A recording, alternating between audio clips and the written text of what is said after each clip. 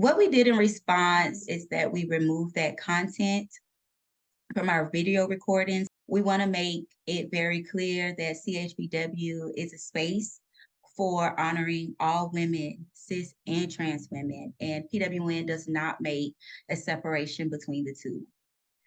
PWN does not believe that cisgender only spaces serve anyone, especially women living with HIV, just as we do not believe that white only spaces are acceptable.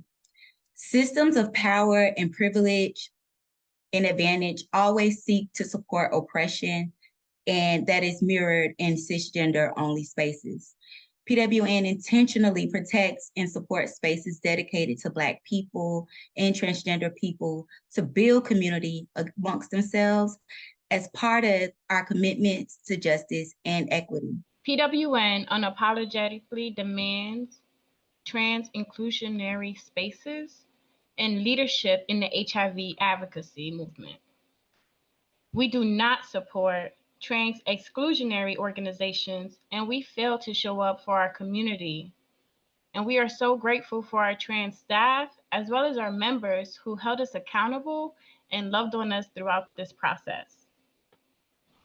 PWN recognizes that we're in a political and cultural moment where anti-trans rhetoric and policies are growing and escalating and having a fatal impact on trans and gender diverse communities. We're also seeing this happen within the HIV movement itself.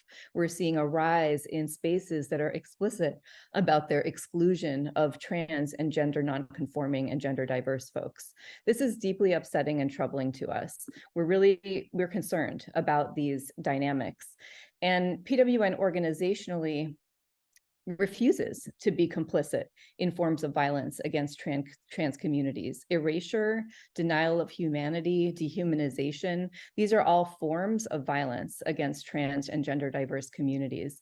And so when spaces explicitly and intentionally exclude trans and gender diverse individuals, PWN will not be organizationally endorsing or supporting those spaces, just as we would not support or endorse spaces that intentionally exclude Black communities ever. We have made mistakes organizationally on our own journey towards trans liberation. Going forward, PWN is committing to implement a rigorous screening process to make sure that when we are uplifting individuals and when we are uplifting spaces or resourcing spaces and individuals, that those folks are aligned with our values around racial justice, Black liberation, and trans liberation. And so we want to apologize to our community for the harms that have been done. We are pledging to do better. And in order to do that, we're assessing our current policies and practices organizationally. We're also training staff and member leaders to identify, interrupt, and disrupt transmisia and transphobia when they happen, whether intentionally or unintentionally. As always, PWN remains committed to center, empower, and uplift Black women, meaning Black, cis, and trans women and gender diverse folks. And we reaffirm our commitment to Black trans liberation, to celebration and protection.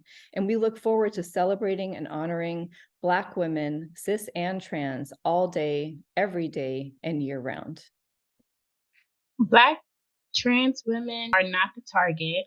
We know that there are bigger people who are making decisions for our bodies, who are oppressing us, who are trying to silence us, and those folks are the target. If we unite and we come together, we are able to liberate our communities while we are demanding that we are inclusive of people of trans experience.